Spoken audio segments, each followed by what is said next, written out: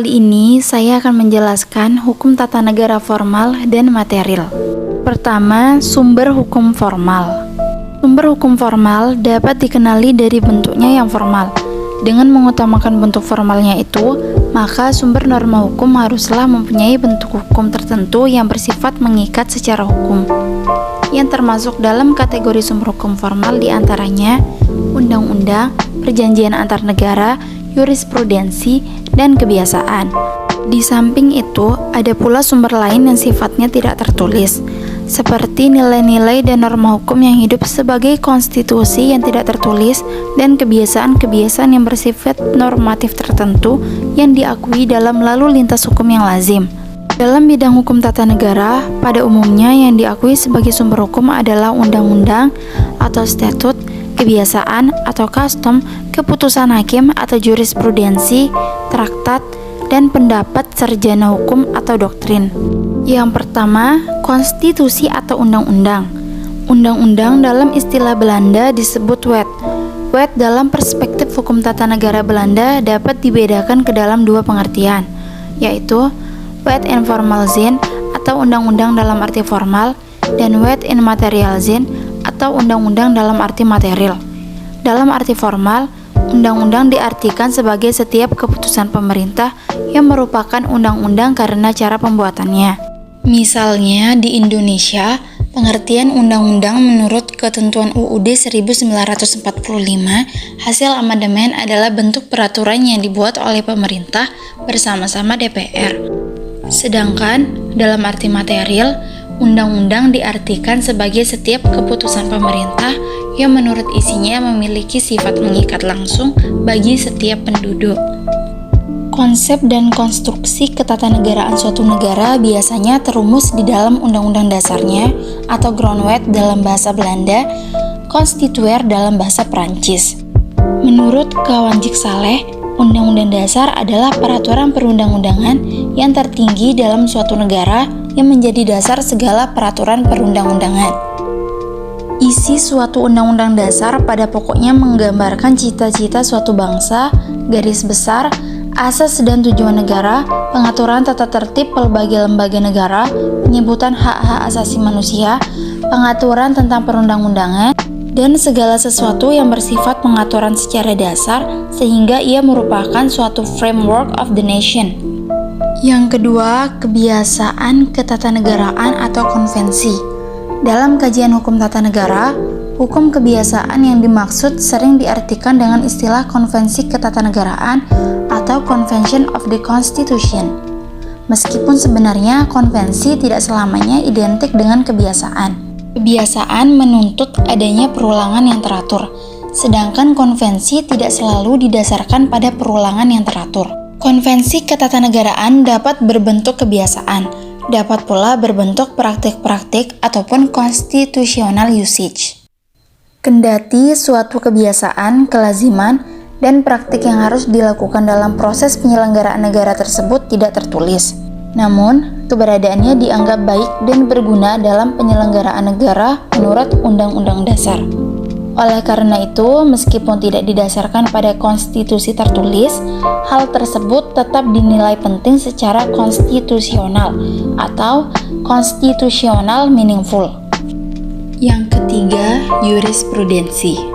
Sudikno Mertokusumo mengartikan jurisprudensi sebagai peradilan pada umumnya, yaitu pelaksanaan hukum dalam hal konkret terhadap tuntutan hak yang dijalankan oleh suatu badan yang berdiri sendiri dan diadakan oleh suatu negara serta bebas dari pengaruh apa atau siapapun dengan cara memberikan putusan yang bersifat mengikat dan berwibawa. Walaupun demikian, Sudikno menerima bahwa di samping itu, jurisprudensi dapat pula berarti ajaran hukum atau doktrin yang dimuat dalam putusan. Sehingga jurisprudensi dapat pula diartikan sebagai putusan pengadilan. Keberadaan jurisprudensi sebagai salah satu sumber hukum formal sangatlah penting apabila dihubungkan dengan tugas hakim. Dalam perspektif aliran legisme, peranan jurisprudensi relatif kurang penting karena diasumsikan bahwa semua hukum sudah secara komprehensi terumus dan termaktub dalam undang-undang. Aliran ini menegaskan bahwa hakim dalam melaksanakan tugasnya terikat pada apa yang terdapat di dalam undang-undang saja. Hakim tidak lain sebagai pelaksana undang-undang atau corong undang-undang. Berbeda dengan aliran legisme, aliran Freirechtsbewegung memberikan kebebasan kepada hakim dalam melaksanakan tugasnya untuk melakukan apa saja yang ada dalam undang-undang ataupun yang tidak ada dalam undang-undang. Paradigma ini dibangun berdasarkan bahwa tugas hakim adalah melakukan Rechtskeeping, yakni melakukan penciptaan hukum. Konsekuensi logisnya adalah bahwa memahami jurisprudensi merupakan hal yang bersifat substansial di dalam mempelajari hukum, sedangkan mempelajari undang-undang bersifat sekunder. Yang keempat, traktat. Traktat disebut juga dengan istilah konvensi atau perjanjian internasional. Perjanjian internasional yang dibuat dengan wajar akan menimbulkan kewajiban-kewajiban yang mengikat bagi negara-negara peserta atau para pihak. Dan kekuatan mengikat perjanjian internasional terletak dalam Adagium Pacta Sunt Servanda yang mewajibkan negara-negara untuk melaksanakan dengan iktikat baik kewajiban-kewajibannya. Perjanjian ini dapat dilakukan antara dua negara atau lebih. Jika dilihat berdasarkan jumlah negara yang melakukan perjanjian tersebut, traktat terdiri dari pertama, traktat bilateral, yakni apabila traktat dilakukan oleh dua negara. Misalnya, perjanjian internasional yang dilakukan antara pemerintah Indonesia dengan pemerintah Filipina tentang pemberantasan penyelundupan dan bajak laut. Kedua, traktat multilateral jika yang menjadi pihak dalam perjanjian tersebut dilakukan oleh lebih dari dua negara. Misalnya, perjanjian internasional yang diikuti oleh beberapa negara Eropa tentang fakta pertahanan. Ketiga, traktat kolektif atau terbuka, yaitu traktat yang memberikan keterbukaan kepada negara-negara untuk turut serta dalam perjanjian tersebut. Misalnya, Piagam PBB, Konvensi-Konvensi Jenewa 1949 tentang perlindungan korban perang, dan protokol-protokol tambahan. Konvensi-konvensi internasional yang dianggap sebagai bagian dari sumber utama hukum internasional adalah konvensi yang berbentuk law-making treaties, yaitu perjanjian-perjanjian internasional yang berisikan prinsip-prinsip dan ketentuan-ketentuan yang berlaku secara umum.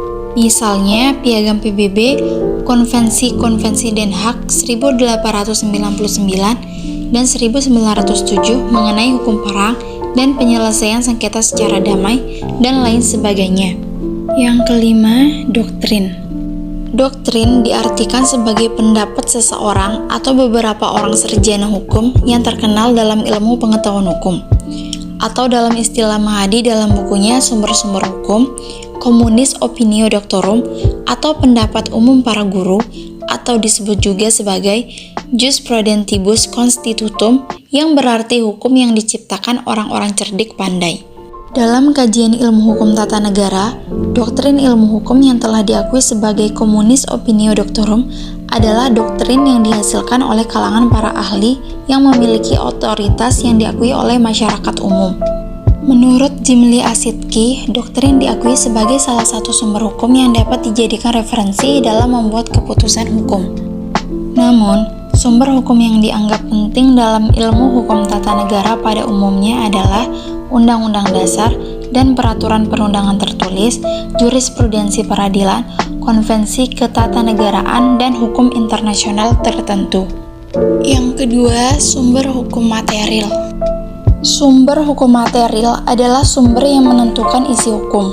Sumber ini diperlukan ketika akan menyelidiki asal-usul hukum dan menentukan isi hukum. Menurut Sudikno Mertokusumo, sumber hukum material merupakan faktor pembentukan hukum seperti hubungan sosial, situasi sosial ekonomis, tradisi, atau pandangan-pandangan keagamaan dan kesusilaan, hasil penelitian ilmiah, perkembangan internasional, geografis, dan lain-lain. Di Indonesia, Pancasila menjadi sumber hukum material yang merupakan Staats Fundamental Norm, yang merupakan norma hukum tertinggi yang kemudian berturut-turut diikuti oleh norma hukum di bawahnya. Pancasila merupakan landasan dasar filosofis yang mengandung kaidah-kaidah dasar bagi pengaturan negara yang lebih lanjut. Apabila ada peraturan perundang-undangan yang bertentangan, maka dengan sendirinya tidak boleh berlaku. Sumber hukum material juga dapat ditinjau dari pelbagai sudut, misalnya dari sudut ekonomi, sejarah, sosiologis, filsafat, dan sebagainya. Sumber hukum yang dijadikan rujukan dalam hukum tata negara terdapat perbedaan secara prinsip dengan sumber hukum Islam. Sumber hukum Islam adalah Al-Quran, Sunnah, dan Ijtihad. Sekian penjelasan dari saya, terima kasih.